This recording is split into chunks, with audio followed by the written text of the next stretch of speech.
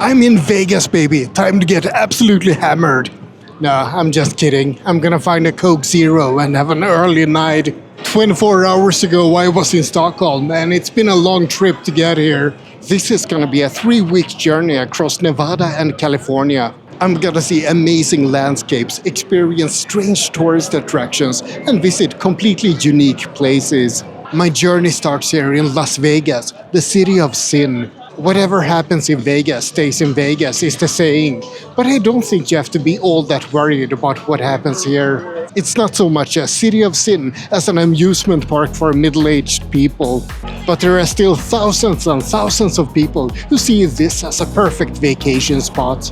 Personally, I think that Vegas isn't exactly what I expected. It's loud and it's colorful, but it's not as intense as I thought it was gonna be.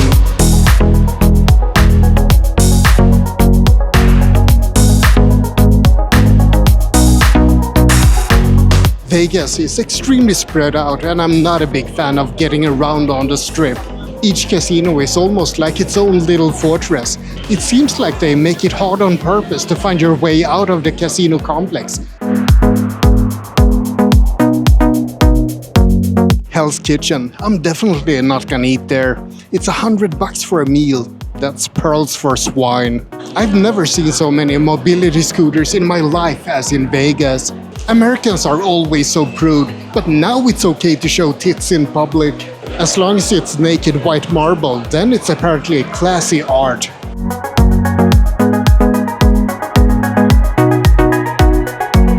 Downtown Las Vegas is also quite spread out, but I have to say that I like the layout a lot more than the strip. And I have to say that I really like Fremont Street with all its mad activity.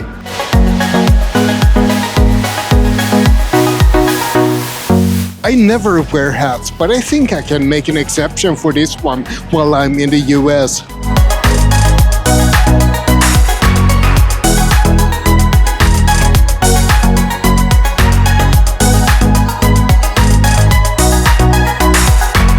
The time right now is 20 past 5 in the morning, which is insanely early. What am I doing up this early? Well, I'm trying to get to Grand Canyon. Sort of. Grand Canyon West is not actually part of the Grand Canyon National Park. It's part of the same canyon system as Grand Canyon, but it's much smaller than the south and the north rim. Calling it Grand Canyon West is mostly a marketing trick to get people from Las Vegas to visit the closest part of, well, Grand Canyon. But I still think that this is going to be an amazing experience. There's going to be a long helicopter ride over Hoover Dam and all the way to Grand Canyon West. And I think that I won't be disappointed with the sights.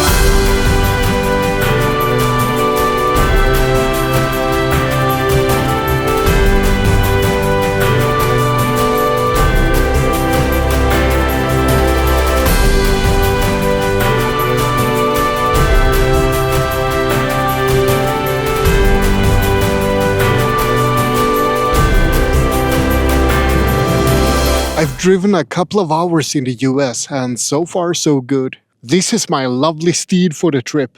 I'm gonna call her White Lightning. It's a piece of crap, but it's my piece of crap.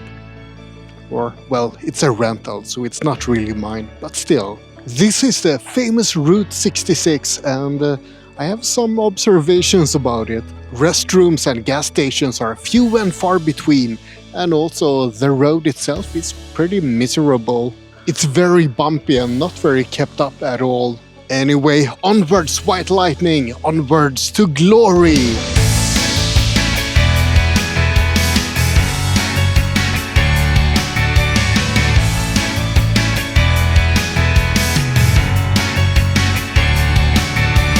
I've traveled south from Las Vegas to Joshua Tree National Park.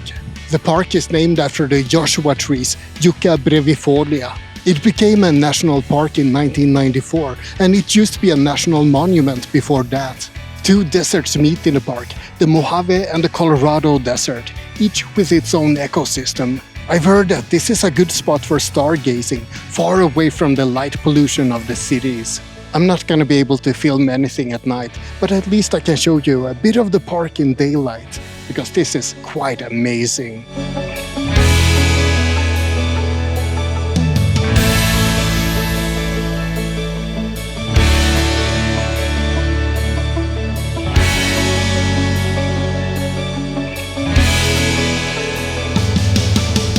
The town of Joshua Tree isn't so much a town as a collection of a few restaurants and gas stations along the road, and a saloon as well. It's all very rural. I'm not sure if it's authentic or not. It all feels a little bit like an amusement park attraction. Mad Max or the US. It's hard to tell the difference.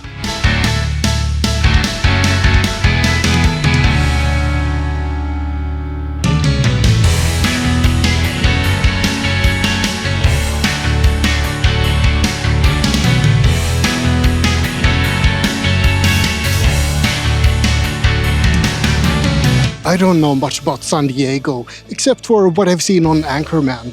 Stay classy, San Diego. It seems to be one of those places that's very well known in the US, but it's often skipped over in media.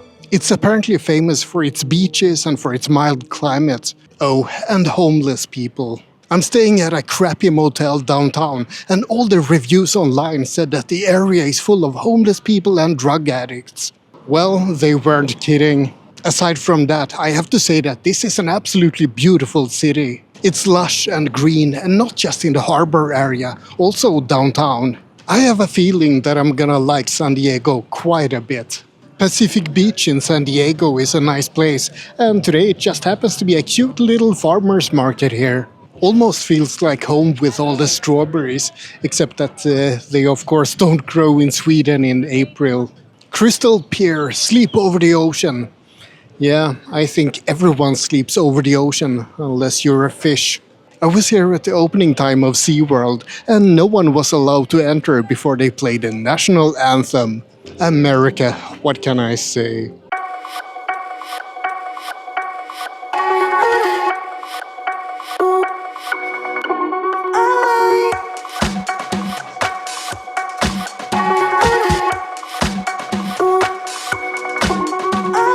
I'm starting to suspect that Americans don't know how to appreciate silence. This is a beautiful spot with benches to sit down and look out over Mission Bay, but it's not exactly peaceful. There's loud music and loud air conditioning and loud everything. This would have been a perfect place to have some silence.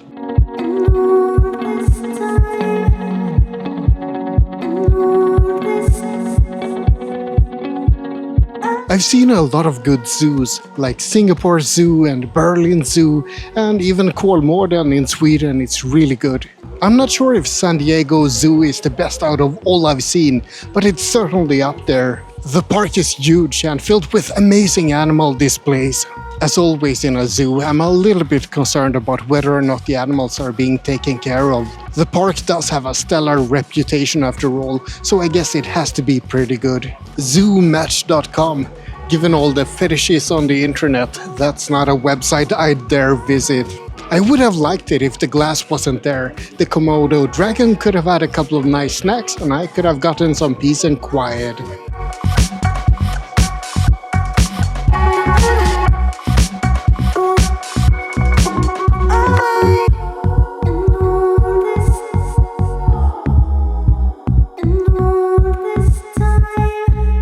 From San Diego, I've traveled north to Los Angeles and the glitz and glamour of Hollywood.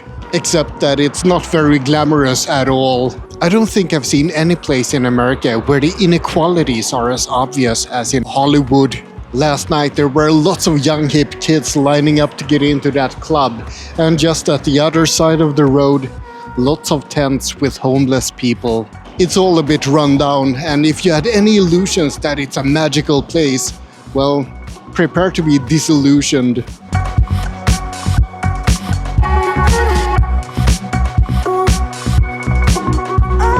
Many people online have bad things to say about public transport in LA, but I find it surprisingly easy to get around with metro and buses.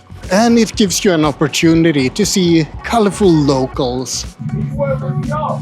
Open up the front door. If you're a geek or just into Japanese culture, then you definitely want to check out Little Tokyo in Los Angeles.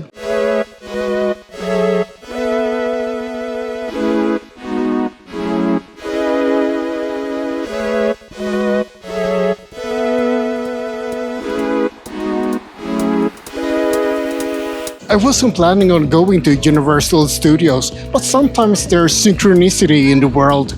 I ended up here after going the wrong way on the metro, and then one guy at the metro station told me that I really should check out the Universal Studios City Walk. So here I am, and I'm really happy that I took this accidental detour. I'm not gonna buy anything because everything is expensive tourist traps, but still, it's fun to look at. Oh, and it just struck me. I wore my Isla Nublar t-shirt today. How fitting. And if you don't know why that's fitting, then shame on you. There's a lot to dislike about Venice Beach. All the people, the exploitation, the touristiness of it all. But there's no denying that it's a gorgeous place. I just saw a Cybertruck in real life, and yes, they are as ugly in real life as on pictures.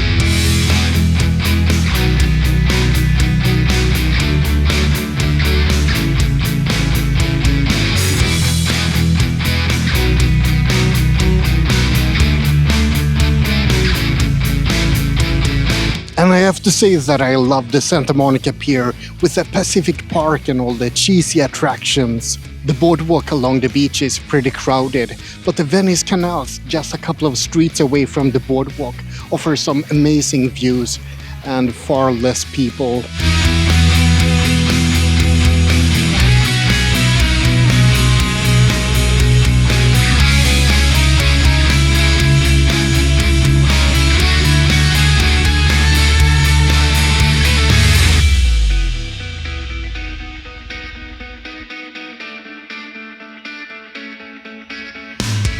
I passed by a Walmart supercenter. I need to check it out and see what one of these huge American stores are like. I've still never tried a Hot Pocket. I don't think I ever will. Lots of peanut butter and jelly. You know, that's a horrible combination. How did you guys ever think of that? Why is there so much cereal? There's no reason anyone would ever need this many different brands of sugary breakfast foods. After our civilization is gone, everything that's gonna remain is plastic and Twinkies. I can't believe it's not butter. So what is it doing in the butter section? Beer and liquor and wine in supermarkets.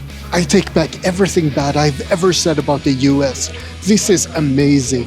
That was fun while it lasted, but some angry lady kicked me out of the store for filming. Oh well, I got myself some Coke Zero anyway. I'm quite a bit of a geek, and I'm also a big kid at heart. So something that I'm really excited about in California is the amusement parks.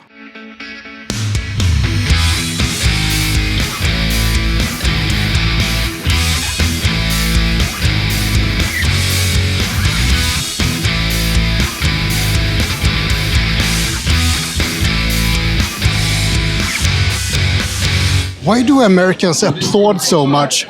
Every time an amusement park ride ends, people applaud for some reason. And it seems like Americans also applaud when a plane is landing.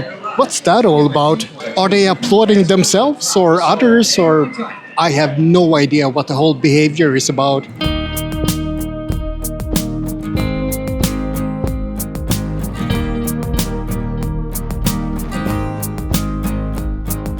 Santa Barbara is famous for its beaches and for food and wine.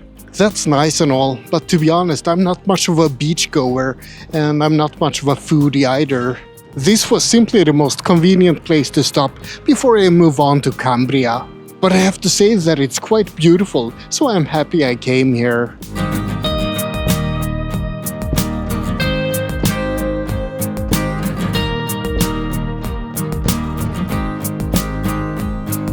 I'm traveling north along Highway 1 to Cambria, and I wanted to have a quick stop at Morro Bay to see Morro Rock first.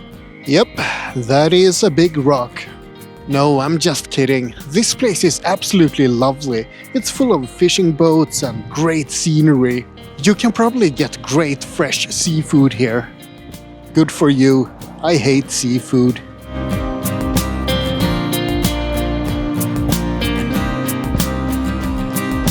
I traveled thousands of miles to get away from those bloody Danes, and still I somehow ended up in a Danish town in the middle of California.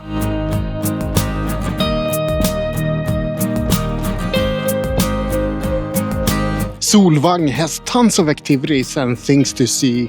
Everything from Danish bakeries to museums to wine tastings. Not that you'll ever see any wine growing in Denmark, of course. They also have Danish food, a Hans Christian Andersen park, and a lot of activities that have nothing to do with Denmark. This is a very strange place. They are leaning into their Danish heritage, but it's also American despite that. I'm in Cambria right now, and man, the drive up here along Highway 1 was completely stunning. Unfortunately, Highway 1 is closed further north than here, so it's gonna be a long detour to get to Carmel. I'm staying at a couple of different motels around Santa Barbara and Cambria, but they aren't called motels here. Here, everything is called an inn instead, to make it sound more fancy. Cambria itself is really cute, and there's a lot to see around Cambria as well. But my main mission today is to find something to eat. And to drink. I really like that sign. Cambria Pub and... let's skip the rest. Pub is good enough.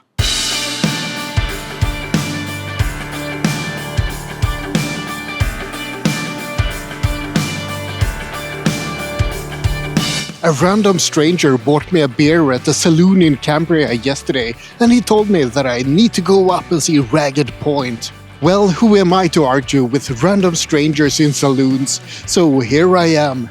And the drive up here was spectacular, and the views up here are even more spectacular.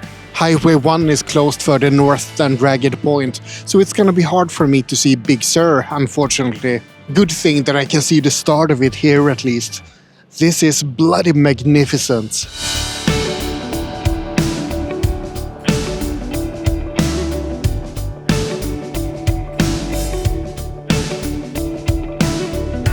I'm getting further north now, close to San Francisco, but before I put some flowers in my hair, I'm visiting Carmel by the Sea. Carmel by the Sea was described as a picturesque little town with cobbled streets.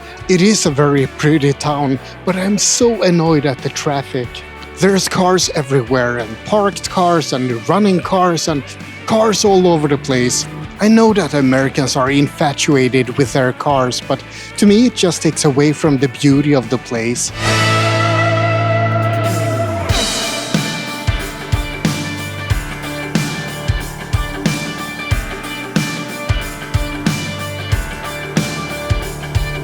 Pebble Beach, where the mighty Pacific meets the obnoxiously rich golfers. Pebble Beach has some world-class golfing, and I think this is where the PGA Tour is held. Well, not on the beach itself, even though that would have been funny. This part is called Spanish Bay, and it's part of the 17-mile drive, which is, well, a scenic 17-mile drive in Pebble Beach. It's a really cool drive, and you get to see a lot of different landscapes along the way. Doing the 17-mile drive costs $12, which is pretty damn steep for just a drive. But oh well, I gotta see it anyway.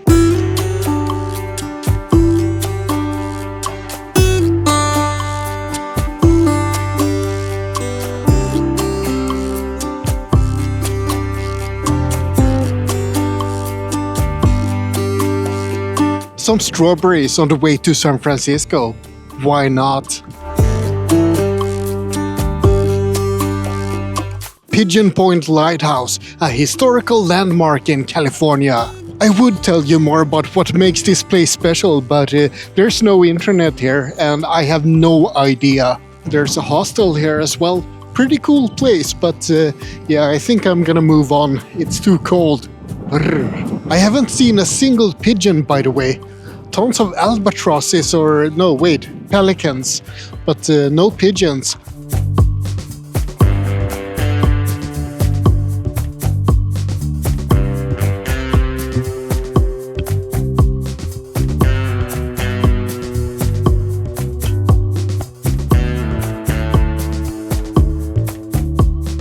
San Francisco, the Golden City, also known as Frisco or San Fran, but apparently only by tourists, because no local ever calls it that. I've also heard that some people call it Baghdad by the Bay. Fun facts about San Francisco: an ancient comedy series called Full House was recorded here, and the city actually has a smaller population than Stockholm. For once, I don't have to feel like everything in the US is enormous. But then again, the whole Bay Area has around 8 million people, so I can go back to feeling small and insignificant again. From what I've seen so far, the city is quite beautiful, both downtown and here in the Fisherman's Wharf. The architecture of the houses is amazing, and the city has a smaller and more quirky feel than other American cities I've seen. I plan on visiting Alcatraz, of course, and the Golden Gate Bridge, of course, but I also want to see what else the city has to offer.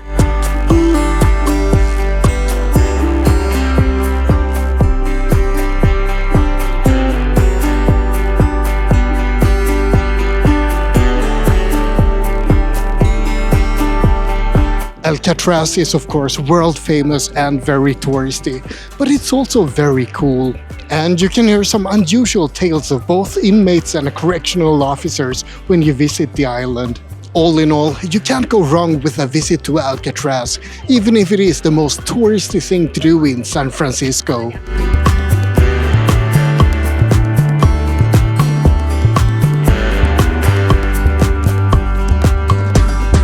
Just what is wrong with people parking in front of a bus stop? No wonder people don't use public transport more in America. I'd better be careful then.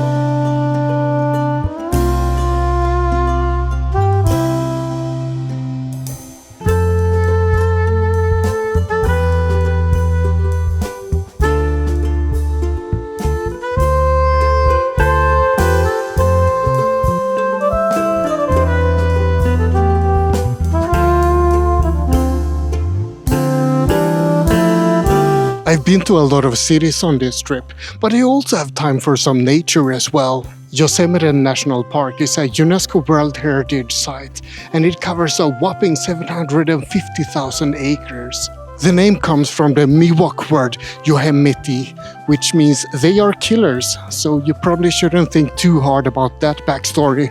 For once, I'm just gonna enjoy nature today and see if Yosemite is everything it's cracked up to be. This time of year, you have to reserve entry into the park if you come by car, but the parking situation is still insane.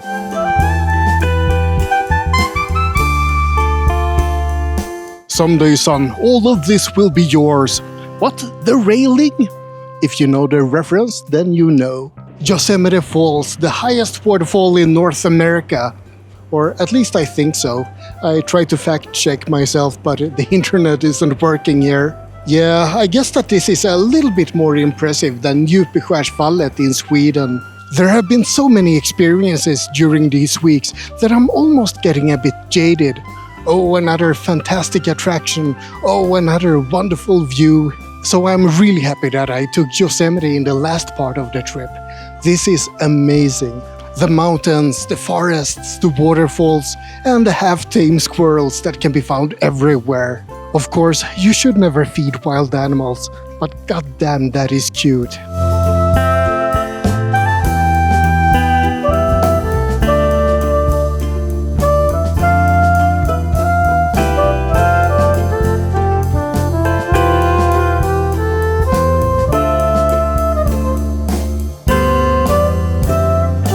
A dalahäst. This is not what I expected to find in the middle of California. Just like Solvang is a Danish town in California, Kingsburg is a Swedish town. And that of course means that it's infinitely better than Solvang, right? What a lovely sight. It's enough to warm my bitter old heart. Except that the Swedish flag is all wrinkled up. Where's the respect? I've noticed something horrible in the cafe. They have cinnamon buns that are covered in white gunk. I really don't understand why Americans don't eat cinnamon buns like proper people. One very Swedish place here is Svensk Butik, a Swedish gift store. They have everything you could possibly need from Sweden. Crisp bread, Swedish mulled wine, gingerbread, and tons more. Back in the 1800s, Kingsburg used to be a rough Wild West town. They had 7 saloons and just 1 church. But things changed at the end of the 1800s when a group of Swedish immigrants decided that this would make a fine new home instead of cold Minnesota. They cleaned up the town and soon it had 7 churches and just 1 saloon instead. Personally, I think that sounds like a really boring change, but fair enough, people seem to like it. Not much Swedish fika here either. Maybe it's not as Swedish as I thought in Kingsburg. I almost got my hopes up when I saw a kebab place in Kingsburg, but no, there's no Swedish kebab pizza here. No cinnamon buns without frosting and no Swedish kebab pizza. Maybe Kingsburg isn't all that Swedish after all, despite all the Jolla horses. Still, I have to give them props for the Swedish accordion music they're playing all over town.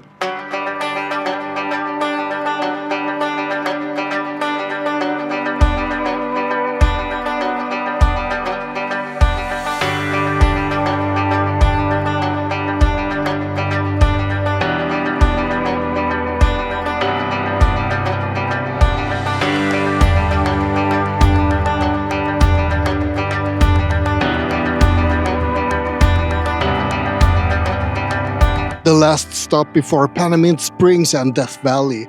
I thought it was prudent to stock up on some gas and water, and maybe a couple of Coke Zeros and a few beers as well. From Yosemite I moved on to Death Valley, or rather to Panamint Springs Resort. This is by far the roughest accommodation on my trip. There's no Wi-Fi, no cell coverage, no running water, no electricity. It's completely off-grid. I think I'm already getting bored out of my mind here. So why did I book this place? Well, it's extremely close to Death Valley, and that's where I'm going in the morning. Until then, I guess I simply have to enjoy the magnificent scenery here.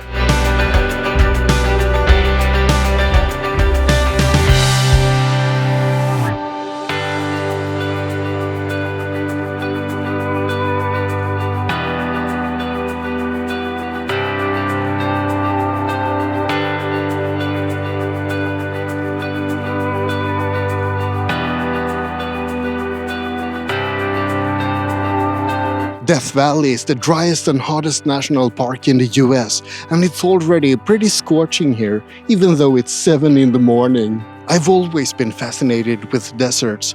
I love the wide open spaces and the solitude. Maybe it's the Swede in me who feels right at home when there's no one for miles and miles who can disturb me. And another fun thing about Death Valley, this is Tatooine.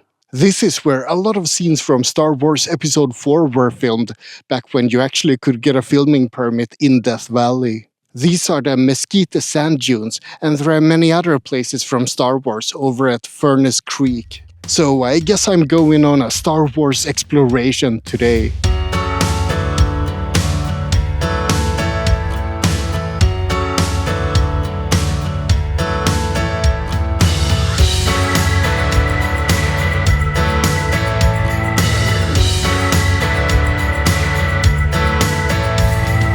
After Death Valley, I'm returning to Las Vegas and then back to the cold north. But before that, there's something pretty cool that I wanna check out. In the middle of the Nevada desert, you can find an Air Force base called Area 51. I don't care about Area 51 itself because there's nothing to see there, but I wanna check out all the weird alien stuff along the way. And the Area 51 Alien Center and brothel is definitely a weird place. I just love this store. There's so much to see and mess around with. I had to buy myself an alien t-shirt and a fridge magnet and some alien vodka as well. It just struck me that that's literally alien brännvin. If you haven't listened to the Kristet Utseende, then you probably have no idea what I'm talking about. Don't listen to them, it's a silly band. But this place is, well, also silly, but I like it anyway.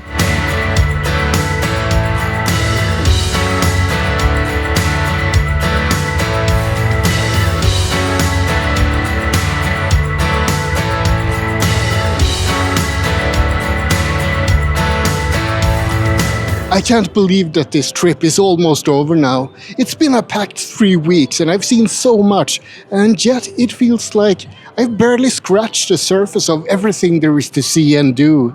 The US West Coast is filled with amazing sights, and this truly has been an unforgettable journey. I guess that I won't really film anything more now, because I plan on getting pissed drunk in Vegas before I have to fly back home tomorrow.